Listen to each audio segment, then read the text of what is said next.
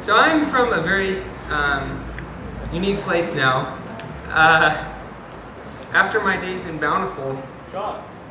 Yes. Yeah, I need to talk with you. Yeah, that's shit. Okay, I used to walk to school with him.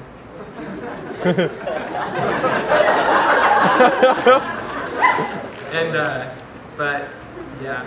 Okay, yeah. So, but after Bountiful, I moved down to a unique place down in southern Utah, you know.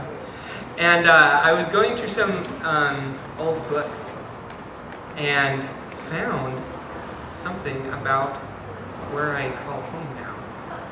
And I think it was written by a person called Quintilian, because it says, the title is On the Quaintness of Quintessential Hurricane. And I thought it very accurately described hurricane. So I thought I'd share part of it with you. It says, we are to form then the perfect citizen of Hurricane, who cannot exist unless he is above all a rural man. As birds are born to fly, horses to run, and wild beasts to show fierceness, so the typical inhabitant of Hurricane is born to listen to country music and hunt those flying birds and wild beasts. We require in him, therefore, not only a consummate ability in tractor driving, but also every excellence of rural living. We must consider additionally the inhabitants of the yet smaller towns of Laverican, Tokerville, Virgin, Rockville, Springdale, and Apple Valley as part of what would be inappropriately called the bustling hurricane metropolis, having the cohesive quality of a metropolis, but ignoring the size requirements thereof. Let a father then begin the upbringing of the stereotypical hurricane resident. Let a child, when he is young, be inculcated with a strong love of cul-de-sacs. For it is in the nature of youth that playing outside is to be sought after. Thus, while safety is the primary concern for the parent, children must learn that cul-de-sacs and non-normal streets are highly desirable in seeking a location in which to entertain themselves. Let also the child in his early years be made to understand the importance of the correct pronunciation of certain hurricane-only words. Like hurricane, right? In continuation, that I may follow the course which I prescribe to myself, let me repeat that a Hurricane, Utah inhabitant must learn to be comfortable in the presence of all forms of country music. It is a notable fact that the strongest station of radio that can be found in the valley is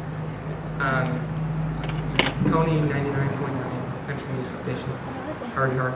It is okay. And do not radio stations cater to the needs of the general populace?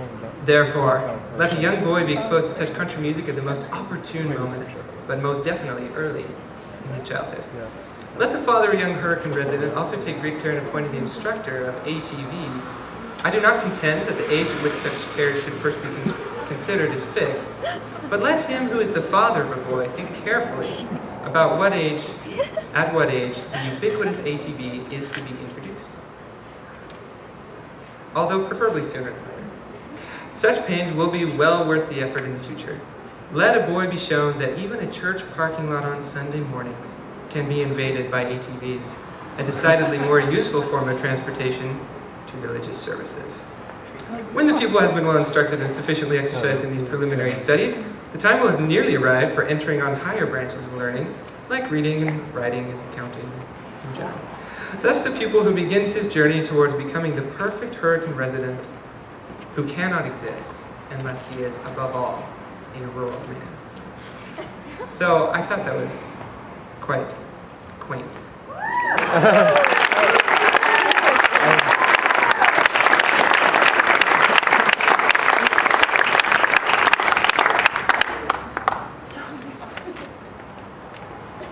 Look at this.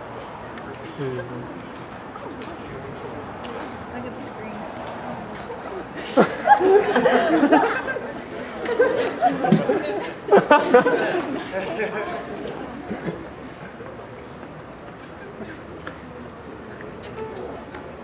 Oh, Sean's won today's contest. What's his name?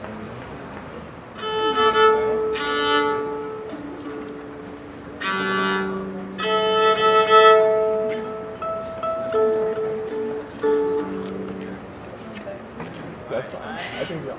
Typically more of a classical violinist Like our rather than a spirit of hurricane. Just like